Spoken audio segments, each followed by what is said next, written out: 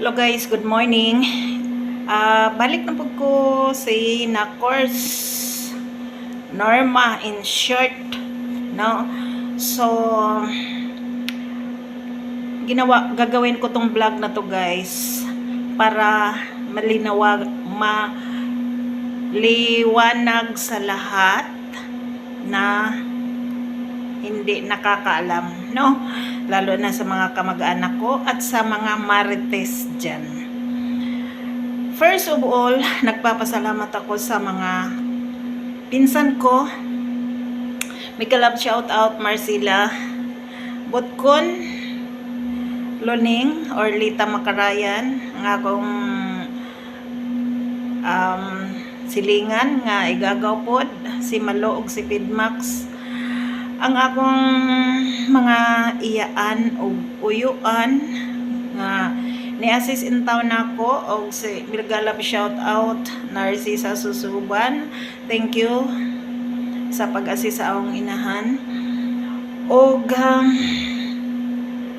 sa ako nang giingon akong himuon ni nga video para mahibaw-an sa tanan ug unsa ba jud ay ang tinuod, para hindi naman yung ako lang yung naiipit.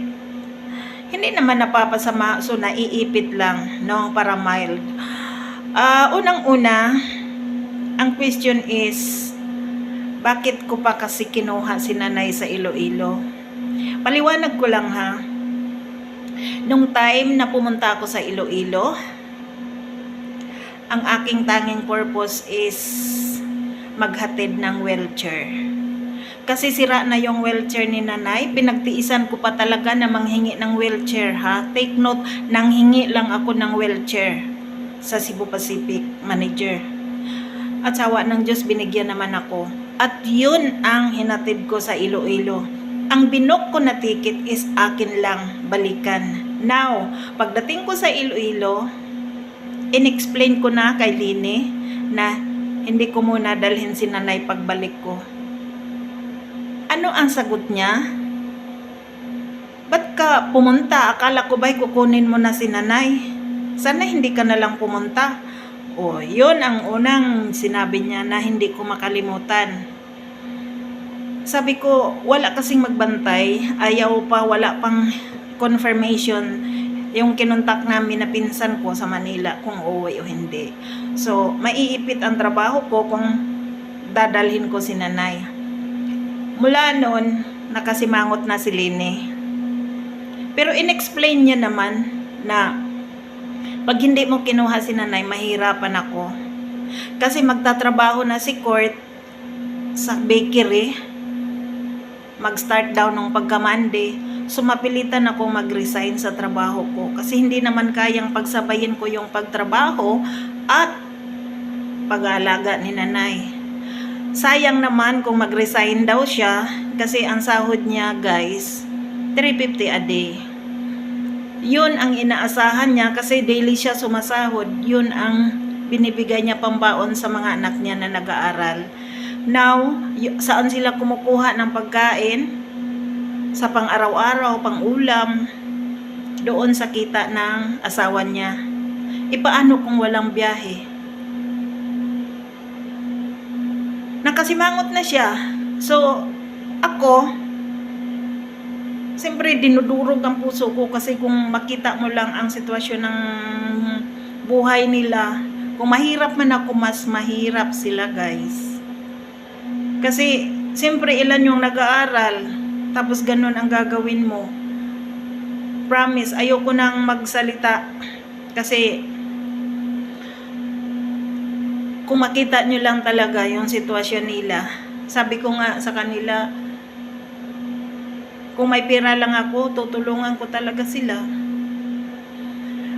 Kahit walang ticket si nanay nung time na pumunta ako sa Iloilo, ibinok ko ng ticket guys, on the spot.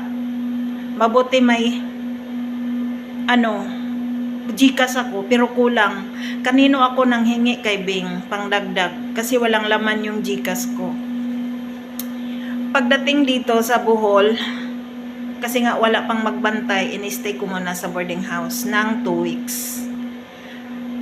Pagka New Year, talagang nagsikap ako na iuwi siya sa Alicia. Tama-tama naman is dumating si Indang, siya yung nagbantay. Diyon na yung nag-start na magsahod. Saan siya tumira? Doon sa bahay ng pinsan namin si Indang. The question is, sino ang nagbibigay? Ang nagbibigay is si Lini lang at saka si Ines. Tag 2,000 every month. Magkano ang sahod? Sa nagbantay, 6,000. Konsumo, diaper, hindi naman pwedeng hindi mo bigyan ng pagkain yan. Hindi naman pwedeng hindi bibili ka lang ng bigas para sa nanay lang. Hindi naman pwede na magbibigay ka ng pang-ulam sa nanay lang. Siyempre, isama mo yung nagbantay. Ang akin lang, wag kayong magsabi na kinuha mo pa kasi. Yung mga word na ganon, makasarili yan. Kasi alam mong naghihirap yung tao, iipitin mo pa. Mabuti sana kung milyones ang sinuporta para okay na hindi na siya magtrabaho kasi covered na siya doon sa suporta eh. Kaso hindi, kulang pa. Oh, anong mangyayari sa 2,000, sa 4,000? No? 2,000 kay Manong Hinis, 2,000 sa akin. Anong mangyayari sa 4,000? Diaper na lang. In a month, 2,000 na. Paano pa alcohol?